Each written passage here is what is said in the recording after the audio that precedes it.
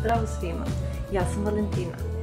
Na ovom kanalu od danas moći ćete da pratite praktične savete za neke svakodnevne stvari koje mnogi očekuju da znate, a niko vam nije pokazao. Danas ćemo pokazati kako uz pomoć KonMari metode možete presložiti svoju garderobu i napraviti tako da vam bude jednostavno za uzimanje stvari iz ormara, za stavljanje, da se ne gužva, da se ne pretura jedno preko drugog i da najbolje iskoristite svoj prostor.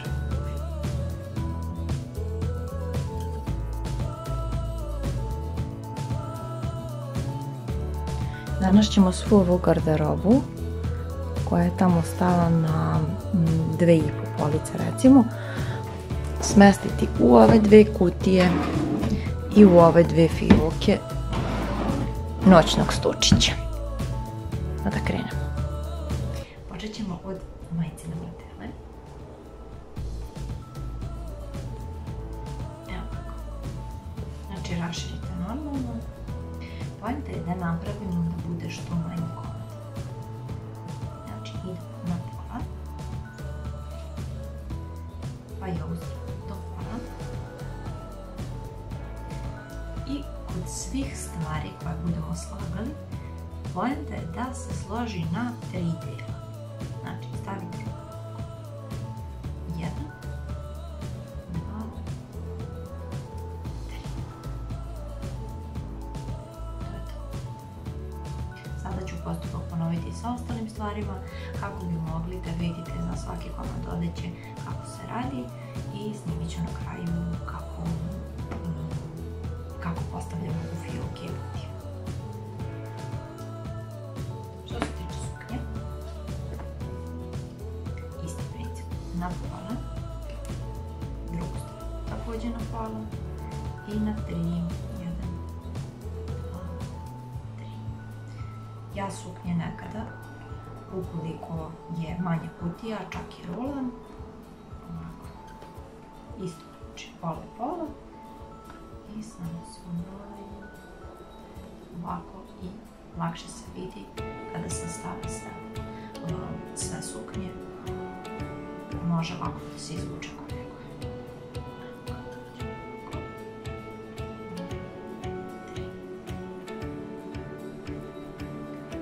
Što se tiče pantalona,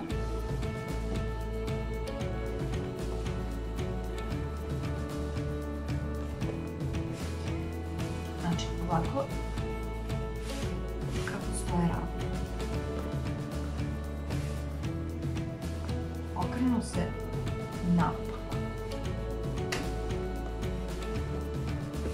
Tako. Prestavim se tako. I ovaj deo između nogu. Kako ću? Ovaj deo između nogu se ovako uvuče da bi se ovdje dobila ravna ivica. I ide se opet po principu na 3, s tim što pantalone koje su 3/4 helanke farmerice presavijete ovdje negdje do 2/3 recimo. I onda ide princip 2 ili 3. Tako. Zavisi od visine fioke. Meni će trebati manja visina, tako da ću morati da idem na 3 dela.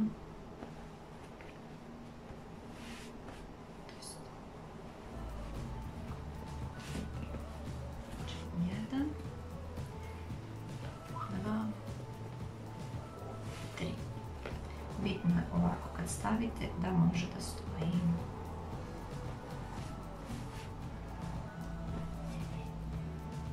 Što se tiče majice na kratke rukave, vidite, meni su već ovo većinom slažene ovakve stvari.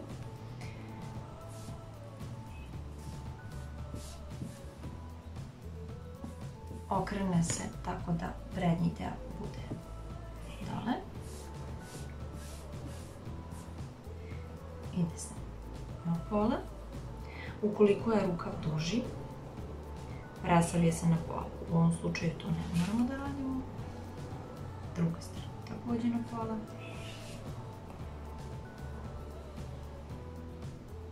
Isto možemo kao pantalone na pola. Pa, 1, 2.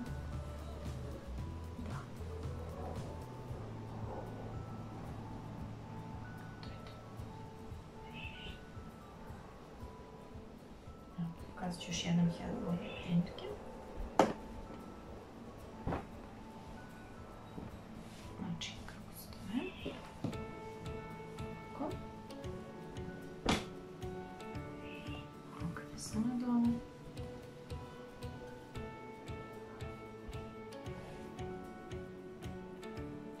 Ova strana unutra.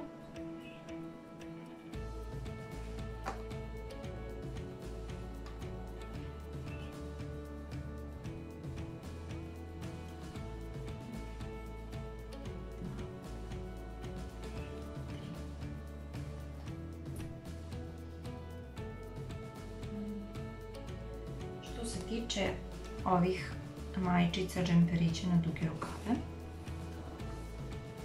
također se okrene licem na dole. Ovdje se radi da rukavi, znači ne kao što većina njih slaže ovako, već se rukavi stavljaju u dijagonalu.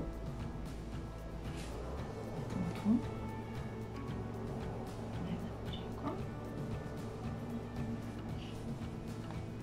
I onda idemo na pola, sve zajedno, pa ovdje sve zajedno na pola i isti princip.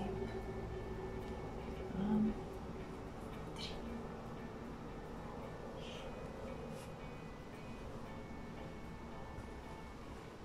Pokazat ću još jednom helanke na primjer.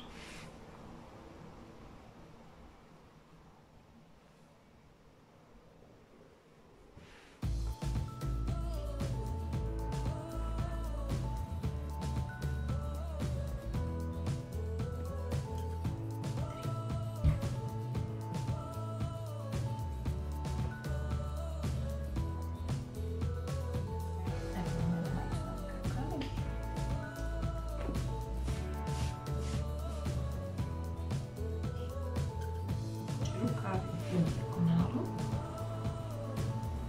1, 2,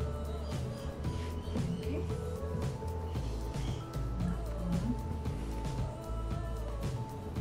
Druga strana na pola. 1, 2,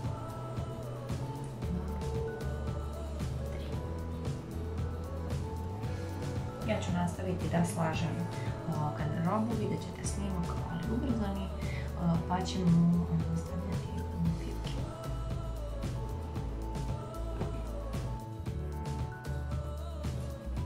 Što se tiče rolki,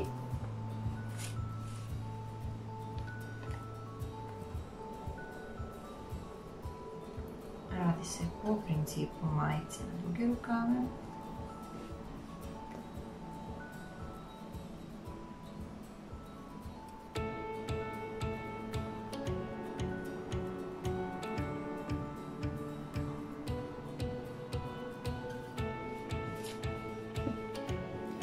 Da sa ovaj deo dolke ubacujemo unutra, pa idemo isti princip.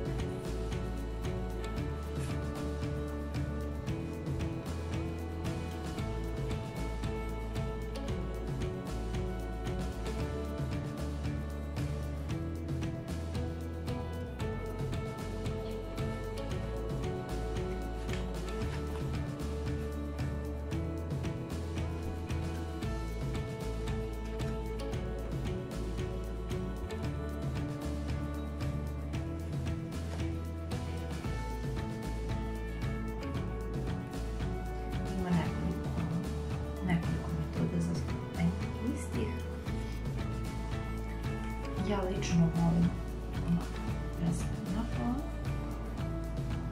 pa na pola.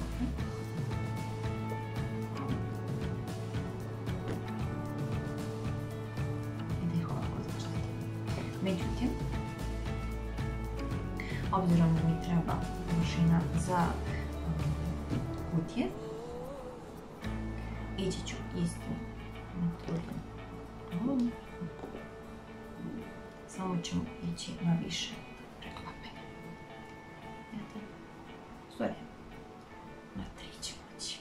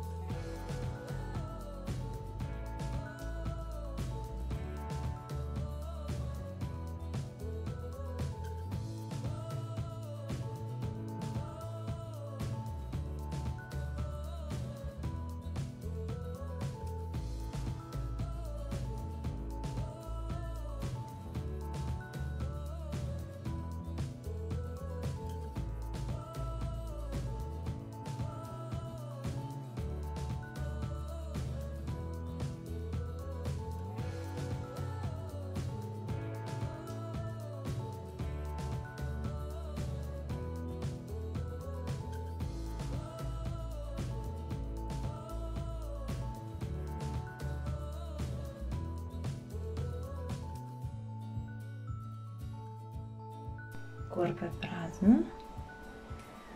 Ovo su sve stvari koje sam složila. I sada ćemo krenuti sa ubacivanjem istih. Znači krećemo prvo sa stavljanjem farmerica u ovu fioku. Ređaju se ovako. Znači kako smo slagali, ovo gde je presloženo, to ide dole, ovo ravno gore.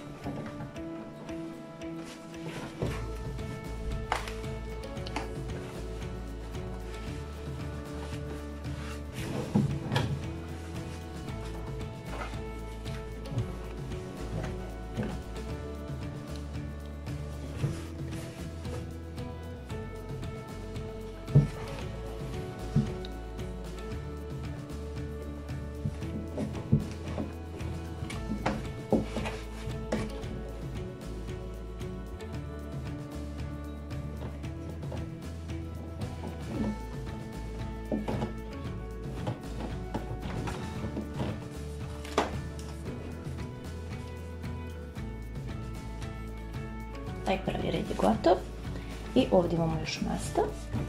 Ovako. I tenerke ovako.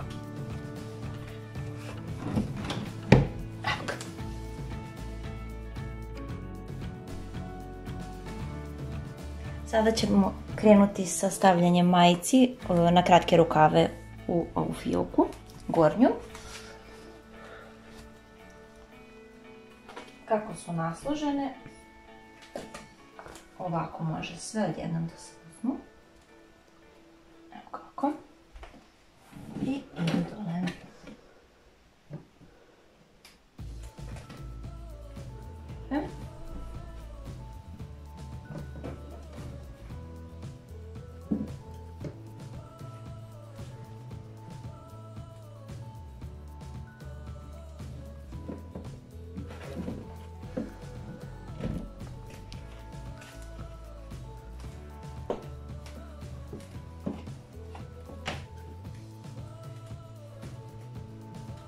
Tu čak imamo mesta još za neke na duge rukave.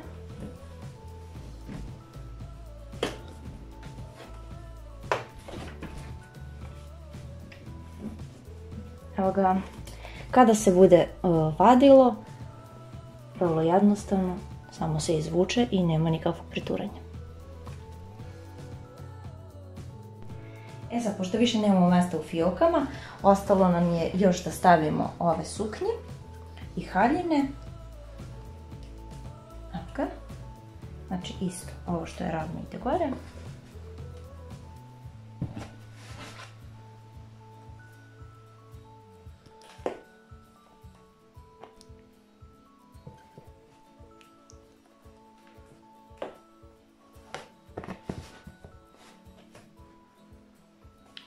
ovde.